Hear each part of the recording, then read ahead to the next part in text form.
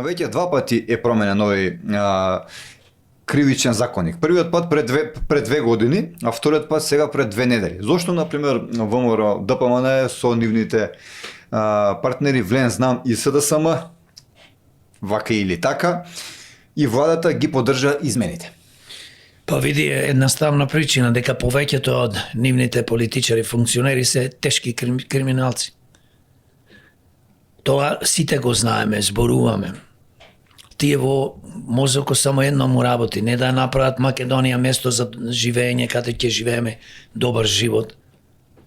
Не да економијата, здравството, образованието доди напред, да има кај да се лечиме во болниците, не да се ни ги претворија, поточно кажано, во мртовечници. Ти нив ги интересираат тендери пари. Тие не се на власт трајче за нас да имаме подобар живот. Да имаме подобра инфраструктура, почист воздух, поздрава животна средина. Тие се максимално кои ќе дојдат на власт како функционери, не е битно од советници па до премиери и така натаму, да украдат што повеќе пари. Значи проблемот е во тоа. Сега зошто 2 пати го менуваат закон? Што е најважно за народот да разбере и повеќето знаат. Го менуваат, ги намалуваат казните. Со тоа што ги намалуваат казните, наместо да ги зголемуваат во кривичниот закон и казните, тие ги намалуваат за пример злоусторничко здружување на функционерите, за јавни набавки, за злоупотреба на јавни набавки и така натаму.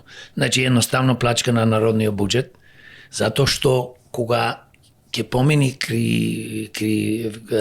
кривичното дело, примера кој е 3 години, 5 години на застареност, тогаш автоматски ти не можеш да му земеш 1 денар. Тие може да чуваат како што се случи сега, во последните 35 години, да чуваат милиарди украдени евра од народот.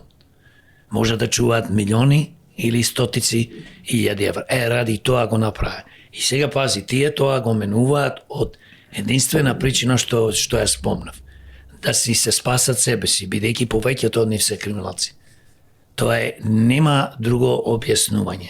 Напротив, ние како демократи предлагаме итна промена на кривичниот законник, воведување за сите функционери, почнувајќи, пак ќе кажам, од советник до премиер, председател, казна од 10 години затвор, независно колку е украдено, вредноста, до животно.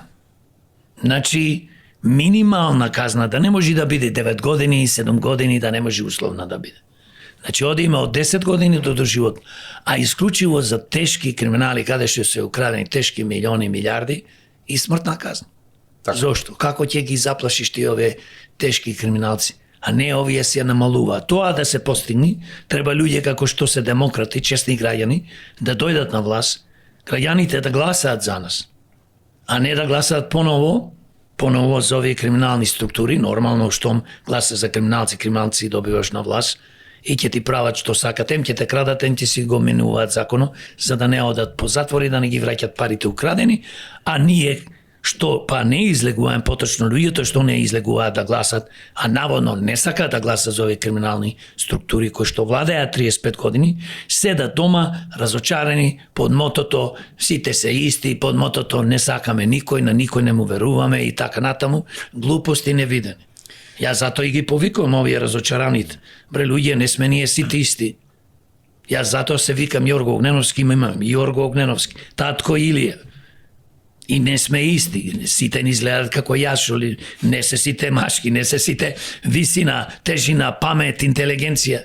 Ако сме тогаш сите исти, ако сите се овие криминалци, и ние сме криминалци. Страшна работа ни се случува во Македонија со менталитетот на народот овде. Значи, како се размислува? Ако сакаме промени, треба да гласаме за нови луѓе, за квалитетни, честни луѓе. А за да гласаш за некој, прво треба да му знаеш биографијата, ова резиме што го викаме, биографија. Дај види кој е тој човек, излегува човек и пази неписмен или криминалец или поранешен политички криминалец и пак гласаш за него. Што е проблемот? Проблемот е во гласачите. И покрај биографија, покрај резиме, како што го велите, да му дадеш на некој шанс еднаш, 2 пати, 3 пати,